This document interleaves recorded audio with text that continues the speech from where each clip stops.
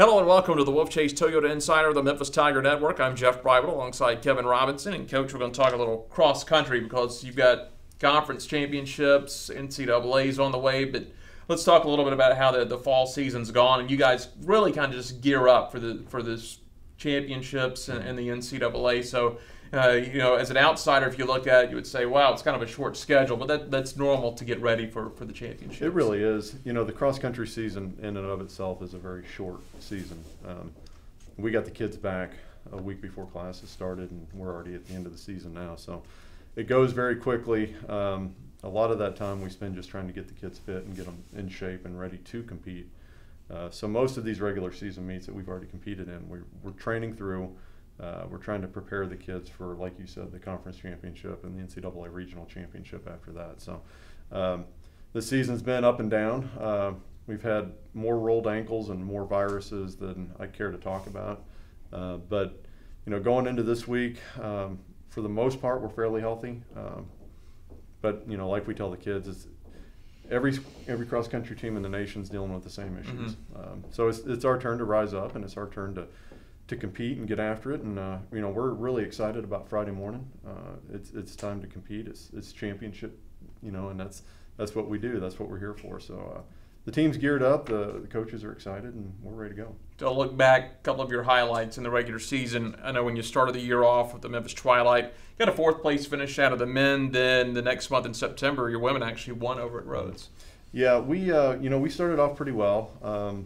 Both the Memphis Twilight and the Rhodes meets here in Memphis, we ran quite well. We have yet to run our full team at any meet. We haven't been healthy enough at any one point to run the entire group, which that's a little bit frustrating. But like I said, everybody's dealing with the same issues. So we ran much better than we did last year at both of those races.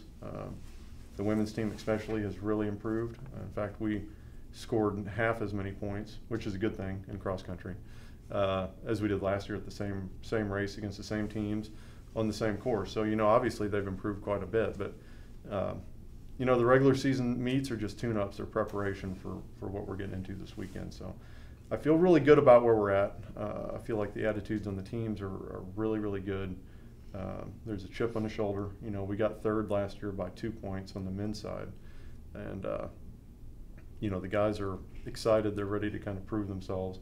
And the women are young. 6 of our top 7 are all freshmen. And, that group has run great. And we're really excited to see what they can do as well.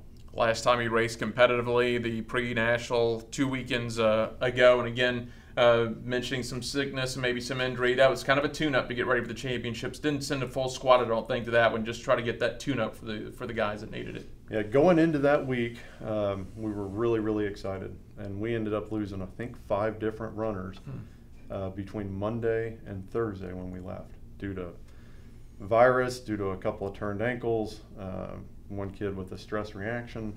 So, we didn't get to put the team we wanted to on the line there.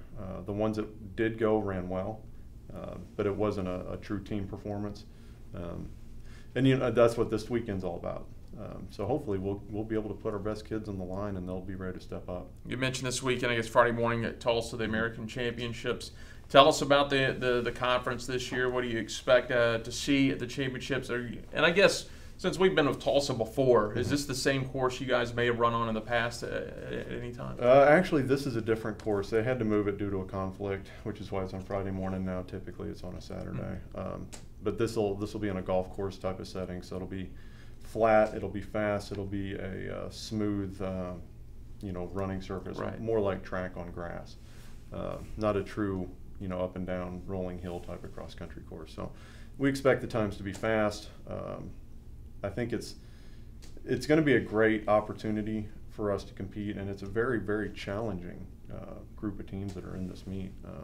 SMU on the women's side is a nationally ranked team.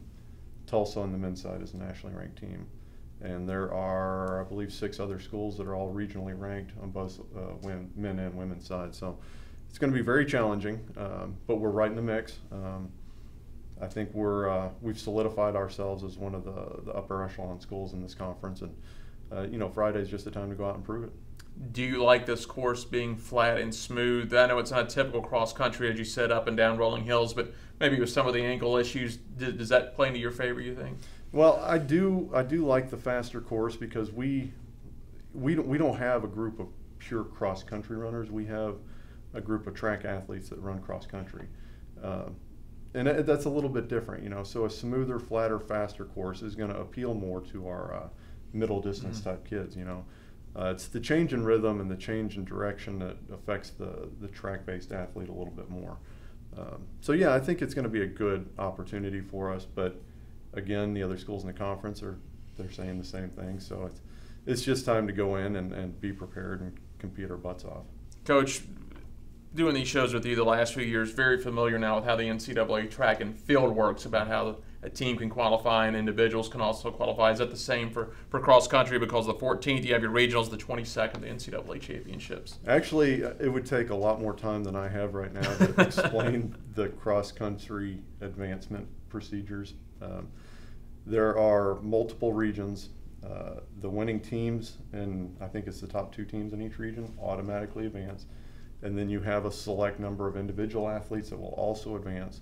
And then you have at-large athletes that can advance, and that's based more on what they've done during the regular season, as well as their performance at the regional meet. So there are multiple ways. Yeah, and it's a very unique advancement scenario. It's unlike any other sport that I'm aware of. You know, we just need, right now we're completely focused on the conference meet. Once we get through that, then we can start to think about the regional meet a little bit more. Well, that'll all be coming up, and then you're not too far away, a little over a month away. Track and field, we'll get their fall, winter season going. Yeah, the track teams are, we're in full-scale in-season training now. Things are going very, very well. December 4th, we have our first competitive opportunity. We'll go to Vanderbilt, and we'll compete there and see where we're at. So, you know, everybody's excited, they're motivated, and having that meet at the end of the fall semester gives everybody something to kind of look forward to. And, you know, we get tired of beating up on each other every day in practice, and we want to go out and test ourselves against somebody else and, you know, see where we're at. So very excited, very cautiously optimistic about this track group. If we can stay healthy and continue to improve, I think we're going to do some great things this year. Hope you get that momentum starting this weekend down at the Cross Country Championship. Again, that's Friday morning in Tulsa. Coach, best of luck this weekend. We'll catch up with you later. Thank you, Jeff. Head coach Kevin Robinson, I'm Jeff Brightwell for the Wolf Chase Toyota Insider on the Memphis Tiger Network.